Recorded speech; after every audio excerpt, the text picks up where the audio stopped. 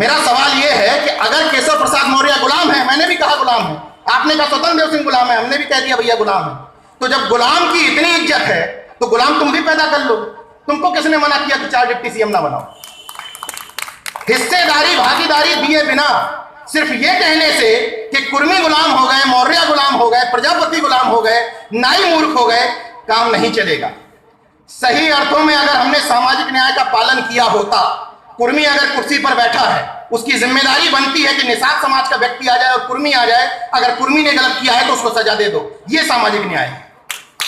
प्रजापति अगर कुर्सी पर बैठा हुआ है और नाई समाज का व्यक्ति आ जाए, प्रजापति ने गलत किया है तो नाई को का साथ दो, यह सामाजिक न्याय है। हम लोगों ने इस सामाजिक न्याय को छोड़ा, इसलिए बीजेपी ने जाति के मुखौटे तैयार किए और उनका लाभ लिया। हम सब की जिम्मेदारी है, जो भी जहां जिस पद पर जिस कुर्सी पर बैठा है उसको असली सामाजिक न्याय का पालन करना पड़ेगा, क्योंकि सत्ता तो बदल जाएगी लेकिन माता प्रसाद पांडे जैसे लोग सचिवालयों में अपने लोगों की भर्तियां करते रहेंगे, शकुंतला मिश्रा विश्वविद्यालय बनते रहेंगे। ये दोनों ही काम बीजेपी में नहीं हुए, दोनों ही काम सपा और बसपा में हुए। इसलिए हम सब की जिम्मेदारी है कि अपने अपने जाति के ठेकेदारों को कचोटो, लपेटो और कहो अध्यक्ष जी, जब 10 साल के लड़के के चना पखार रहे थे तो बदनामी हो रही थी समाज की, कहना पड़ेगा। उसके लिए हम अकेले जिम्मेदार नहीं है कि हम ही कहें, आप सब जिम्मेदार हैं कि उनके घर पे जाते हो तो तेल लगाने ना जाओ, उस तेल लगाने के बीच में यह भी बता दो कि अध्यक्ष जी समाज का इतना अपमान न करवाओ, 10 साल का लड़का जब पैर पखारते हो तो समाज की बदनामी होती है, सबकी जिम्मेदारी है।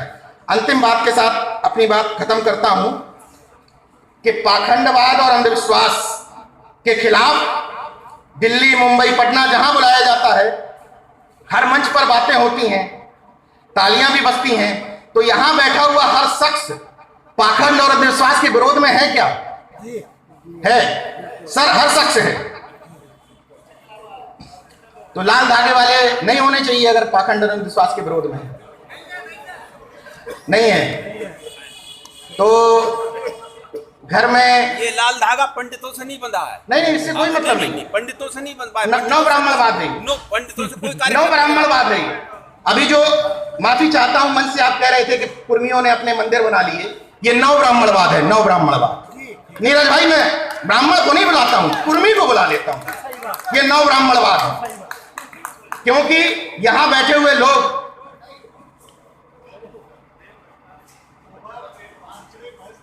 अपनी भैंस का खाएंगे।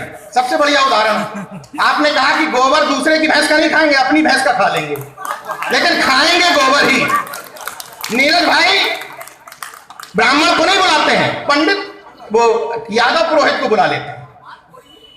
महामना रामस्वरूप वर्मा, पेरियार ललई यादव के वंशज अगर हो तो संपूर्ण क्रांति की बात करो, लोहिया की तरह अर्ध क्रांति की बात मत करो। इन लोगों में और लोहिया में जो नहीं बनती थी उसका वजह सिर्फ ये था कि लोहिया रामायण मेला लगवाते थे और रामस्वरूप वर्मा ईश्वर की सत्ता के विरोध में थे। अगर चाहते हो कि ये ब्राह्मणवाद हमारे सिर के ऊपर से हटे तो सिर्फ ब्राह्मण को गाली मत दो, छोड़ दो, इग्नोर मारो। वो जो कर रहे हैं, मैं पंडित दिनेश शर्मा का फैन हूं, शायद उत्तर प्रदेश में दिनेश शर्मा से मुझसे बड़ा कोई प्रशंसक नहीं होगा।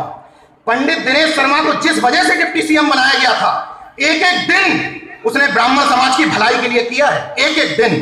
बहुत बड़ा प्रशंसक हूं मैं उस शख्स का। 24 घंटे उसने सोचा है कि मैं ब्राह्मणों को कैसे नौकरियां दे दूं। जो जातिवादी अपने आप को कहते थे, उन सरकारों से पूछो कितने यादवों को असिस्टेंट प्रोफेसर बना दिया। धर्मवीर यादव गगन भाई बैठे हुए हैं, जेएनयू के स्कॉलर हैं, रिसर्च किया है, कभी असिस्टेंट प्रोफेसर पे काम किया हमारी सरकारों ने? ठोक करके भर्तियां की हैं, ठोक करके। जो शिक्षक उच्चतर शिक्षा सेवा आयोग की परीक्षा पास नहीं कर पाए, पंडित दिनेश शर्मा ने उनको परमानेंट कर दिया। धन्य है ऐसा आदमी जो अपने जाति समाज के लिए इतना काम करता है। भाई सरकार में 4 लोग पावरफुल है, राष्ट्रीय वो मुख्यमंत्री, 2 डिप्टी सीएम और प्रदेश अध्यक्ष, 2 पिछड़े 2 अगड़े, दोनों के काम और दोनों के काम में अंतर देख लो। कौन किसके लिए बैठाला गया है, कौन राम मंदिर के लिए है, कौन प्रयागराज के कुंभ के लिए है और कौन नौकरियां देने के लिए है। देख लो उठा करके, मुझे बताने की जरूरत ही नहीं है। स्पष्ट देख लो कि किससे क्या बुलवाया जाता है, किससे क्या करवाया जाता है। तो हम अगर दिनेश शर्मा के फैन हैं, मैं व्यक्तिगत तौर पर फैन हूं, तो हमारे बहुजन नेताओं को भी ये समझना और सीखना चाहिए कि वर्गवाद क्या होता है। केवल सिपाही की नौकरी से काम नहीं चलेगा, असिस्टेंट प्रोफेसर बनाने पड़ेंगे। क्यों? एक असिस्टेंट प्रोफेसर के सामने पीसीएस और आईएएस भी कुछ नहीं है। असिस्टेंट प्रोफेसर अपने पूरे जीवन काल में सैकड़ों बच्चों को रिटन में नंबर देता है, पास फेल करता है, इसके बाद इंटरव्यू में नंबर कम ज्यादा करके उसको टॉप करवाता है। और अगर यूनिवर्सिटी का असिस्टेंट प्रोफेसर है तो पीसीएस और आईएएस के इंटरव्यू में लेने जाता है और उसमें बहुजन समाज के लड़कों को कम नंबर देता है। असिस्टेंट प्रोफेसर की यह भूमिका होती है। ये दिनेश शर्मा, आरएसएस और बीजेपी जानती है, लेकिन हमारे बहुजन नेता नहीं जानते। इसलिए अनुरोध करता हूं कि पाखंड और अंधविश्वास को खत्म करना है तो हर सीढ़ी को खत्म करना पड़ेगा। अहीरों को, कुर्मियों को, गड़हरियों को, तेलियों को, सबको ये मानना बंद करना पड़ेगा कि हमसे नीचे कोई भी है। हमसे जब ब्राह्मण समाज के लोगों ने कहा कि ये कुर्मी काछी हमारे सामने कहां लग रहे, हमें तकलीफ हो गई, हमारा क्षत्रित्व तो एकदम कांपने लगा, भुजाएं फड़फड़ाने लगी। लेकिन जब कुर्मी ने नीचे देखा कि तेली हमारे सामने कहां लग रहा है, हम तो किचन में नहीं घुसाते हैं, तो हमारा क्षत्रित्व बढ़ गया। जब तेलियों ने और नीचे देखा, उन्होंने कहा अच्छा ये गड़हरिया हमारे सामने कहां लग रहे, तो उनका आत्मसम्मान एकदम उठ गया। गड़हरिया ने और नीचे देखा, उनने कहा वाल्मीकि हमारे सामने नहीं लग रहे। वाल्मीकि ने और नीचे देखा, उनने कहा भंगी हमारे सामने नहीं लग रहे। चमारों ने और नीचे देखा, उनने कहा ये डोम हमारे सामने नहीं लग रहे। कोई किसी के सामने नहीं लग रहा। अनुरोध इतना है कि जातिवाद की सीढ़ी को अगर तोड़ना है ऊपर से मत तोड़ो। और कुर्मियों से अनुरोध है कि भैया क्षत्रिय काहे को बन रहे हो, अगर जाति में ऊपर बढ़ना है तो डायरेक्ट ब्राह्मण ही बन जाओ। भाई सेकंड क्लास का आदमी काहे चुन रहे हो यार? जब बढ़ना ही है अगर, तो फर्स्ट क्लास में भाई ब्राह्मण सबसे बड़ी जाति है आप लोगों के हिसाब से।